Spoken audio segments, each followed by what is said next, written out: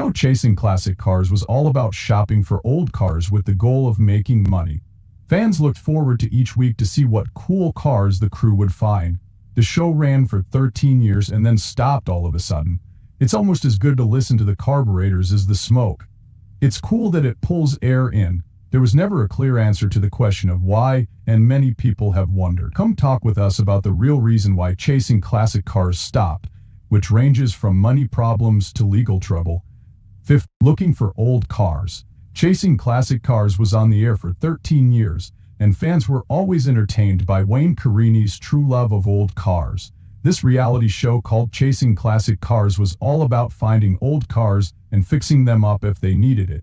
Every week people watched to see what new cars Wayne Carini and his crew would find and how they would use them.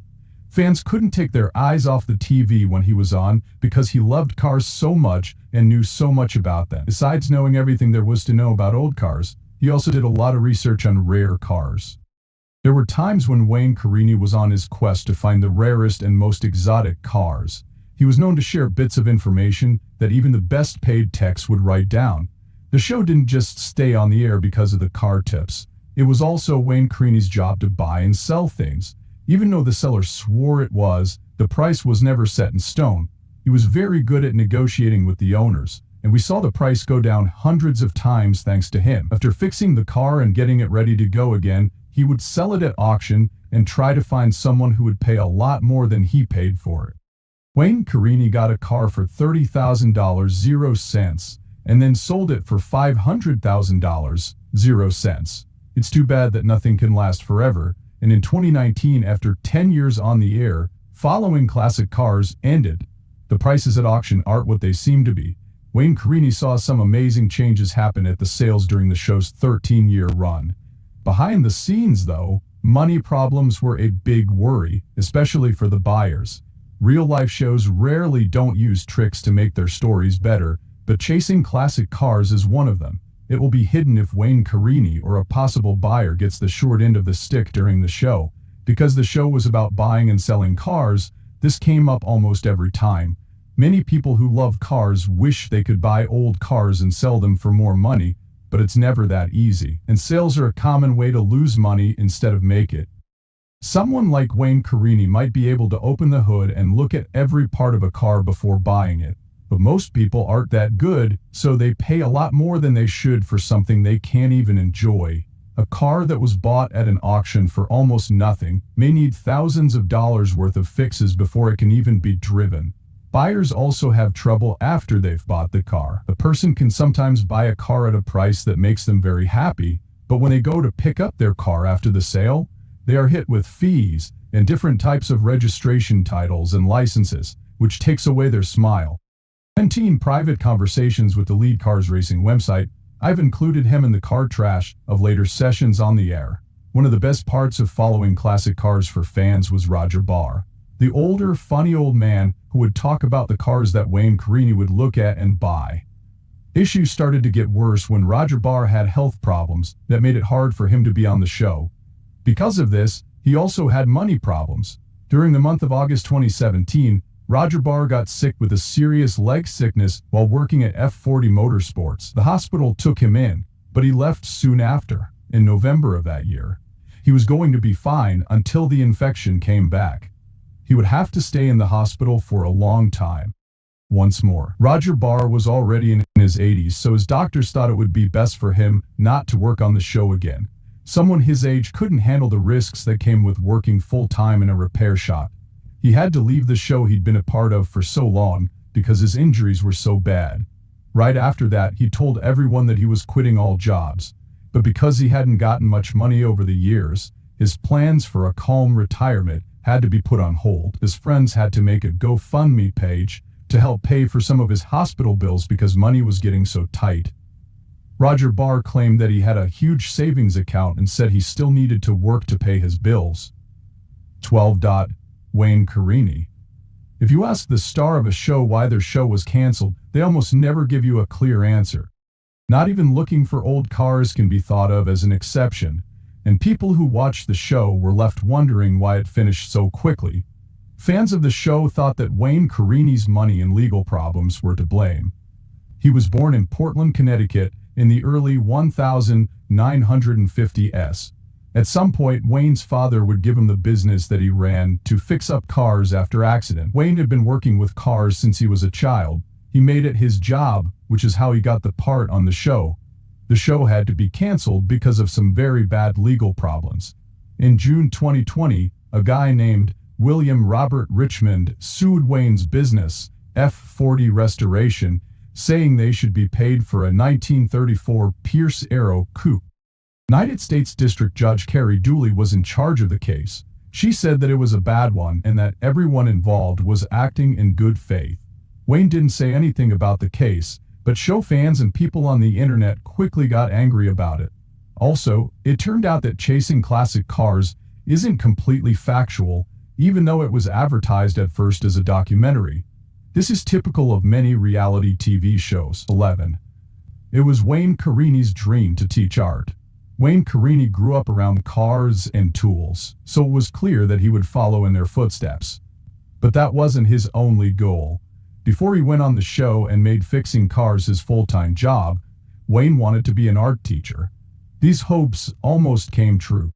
His education even took him to Central Connecticut State University, where he earned a degree in art teaching. He looked around and found that it was harder than he thought to get a job with a degree. He went back to work at his dad's shop to get money. After that, he knew what he had to do with his life.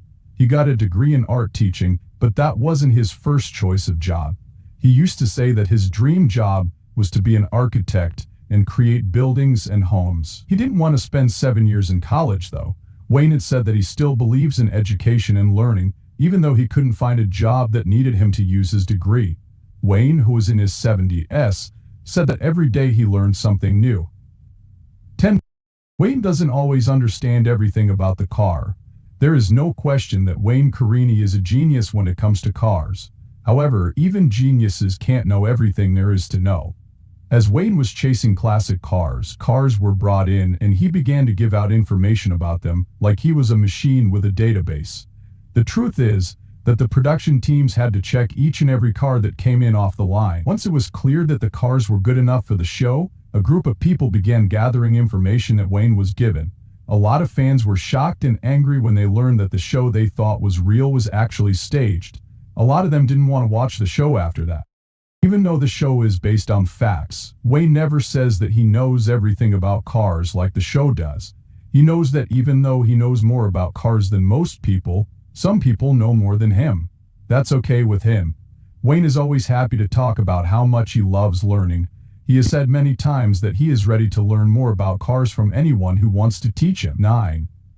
Velocity can get in the way of the material sometimes. Some people chased old cars because they loved them, like Wayne Carini and Roger Barr. Others did it to get views and make money. The company that makes the show, Velocity, is known for messing with other people's shows. As much as we'd love for it to be a reality show like it's advertised, the show is actually made up. For the show to stay on the air, it needs to keep its watchers and fans. Because of this, the producers sometimes use staged scenes to keep the watchers interested. To meet filming schedules, get permission for TV airing, and take care of other logistical issues that take away from the reality of reality TV over time. According to Ed China, the star of another popular Velocity show, Velocity was too involved with the production of Wheeler Dealers, so he quit the show. They kept making changes to the show that made it much worse. Velocity chose to produce the show themselves instead of just going ahead with what they said they would do. As soon as they took over, they said that making the show the way it was supposed to be would cost too much. Without their changes, the show would lose more money than it would make. 8. Some of the cars don't make money. Most of the time, classic cars are a great way to make money, but they aren't always the most stable way to make. You can make more money than you can think if you can find a rare car that still works. On the other hand, if you buy a rare car that needs more work, you might have to pay 3 times as much as you paid for it. Even car pros like Wayne Carini can't name every single part of an engine. Sometimes they don't see problems in taking a car that isn't in good shape. Loop starts when Wayne and his crew buy a car that isn't as ready for the road as it looks. No, those cars can't be shown on Chasing Classic Cars, because it would be bad for business. If it turned out that everyone was wrong, they would all lose some respect. The production team steps in because the show could lose money and fans. When cars aren't good enough for the show, they are sold at auction without the buyer knowing. It makes lies keep happening. The Chasing Classic Cars crew buys a car for more than it's worth and then sells it to someone else. 7. Wayne's act of being interested for the camera. There's no doubt that Wayne Carini loves old and rare foreign cars. But the TV show has made this love into an obsession. The love of cars that Wayne has comes from his father, Robert Carini. He was 9 years old when he went for a ride in a Ferrari Rosso Chiaro 250D. That ride changed his life forever. Not long after that, he began working on them, and he has done so for more than 60 years. It doesn't change the fact that the show is planned out. The scripted excitement that viewers see is written by writers, and Wayne's job is to make everyone watching feel that thrill. Wayne really does love cars, even if the show doesn't make it seem like he does. It seems like he knows a lot about cars, but that's not how he loves them. He loves to learn, not to show off how smart he is, but so he can use what he learns in his daily life. 6th, Roger used to race in Formula B and V events. Roger Barr's love of cars started when he was a child and grew into an amazing job and life story as he got older. Roger's father showed him every book in the house because he was tired of hearing him talk about cars when he was only 6 years old. When he told them he wanted to be an airplane mechanic, his dad moved the family to New Jersey so they could be close to the well-known Patterson Tech University. The problem was that Roger didn't come from a very wealthy family and had to pay the $450 application fee. He did finish school and get the degree, which helped him when he joined the service. Being stationed in Germany and working as a stand-in driver on an F-1H Super Sabre plane is how he first learned about sports car racing. He got the invite by racing against the Porsche with the fastest time. In a few races, the official driver of the car crashed, so he had to switch to the backup car and drive it. Roger Barr thought that the race was won by the car, not the driver. 5. Cars can cost more than they said they would. Every time someone came on the show to buy a car from the Chasing Classic Cars crew, they were sometimes left behind after the payment was made. When they made a buy, like most things, there were sometimes hidden fees that came as a surprise. There are changes made to the show that make it look great and show people how to get the old cars they want at a good price. The real price of the item is much higher than what watchers think because of the hidden fees. A lot of people who watched the show wondered if Wayne Carini was cheating customers on it. The show almost never told viewers how much the cars were being sold for. They must have kept this secret for a reason. They didn't want fans to know. Even though the media was worried, people who liked Chasing Classic Cars supported him. They say that everyone who was on the show knew they would be filmed and knew what Wayne wanted to achieve with it. According to people who say they worked with Wayne, he never did anything sketchy when he was making sales. 4. Jay Leno showed up twice. Jay Leno was one of the famous people who went on the show and actually showed up twice. It's no wonder that the former host of The Tonight Show would be on a show like Chasing Classic Cars. He has a great collection of old cars. At one show, he got together with Wayne Carini to drive a '63 British Motor Corporation bus around the block. His only job on the show was to show off his driving skills, which was a very boring appearance. It can't be said the same thing about his other drive shows. On his own show, Jay Leno's Garage, Jay Leno did a stunt with Bob Riggle, a skilled stunt driver who was 80 years old. Bob Riggle was very good at a trick where the two front wheels of a car lift off the ground while the driver is moving. Jay Leno was able to cross the trick off his list of things to do. Things really went downhill after the trick was over. Bob Riggle lost control of his car after making a fast right turn. The car went out of control and flipped over several times. It was more fun to watch Jay Leno's Bob Riggle experience, but it was easier to unwind on Chasing Classic Cars while moving around in a classic bus. 3rd, Wayne owns 25 old cars that he keeps as a collection. Wayne Carini is the person who really knows what the car market is like. Wayne bought and sold a new car every week on Chasing Antique Cars. He bought cars for his own collection when the cameras were off. He didn't talk about his own car collection very often on the show. He has been collecting cars for a while now, as shown by the cars. Wayne knows what a good car looks like and has picked out a few to keep for himself. He has a lot of trucks, sports cars, and expensive cars. In the beautiful collection of cars, you can find the 1932 Auburn Boat Tail Speedster, a very old and beautiful car that is worth about $100,000, 0 cents. In 1936 Ford truck and a 1948 Davis Divan are also there. The Davis Divan was a strange-looking three-wheeled convertible that was only sold from 1947 to 1949. There are 3 cars here that are worth a huge $250,000, 0 cents each. He has 25 cars and no one knows how much they are worth altogether. Not only does he have a huge collection of rare, expensive, and beautiful cars, but he also has a huge collection of old motorbikes. Do you know where Wayne Carini is now? The last show of Chasing Classic Cars aired 3 years ago. People have been wondering what happened to Wayne Carini since the show finished. His fans will be glad to hear that he's been busy over the years. Wayne stopped working on the show and started working at his car business, F40. in Portland, Connecticut, where he grew up. He keeps working here to fix up cars. Even better, he has won awards for the repairs he made there.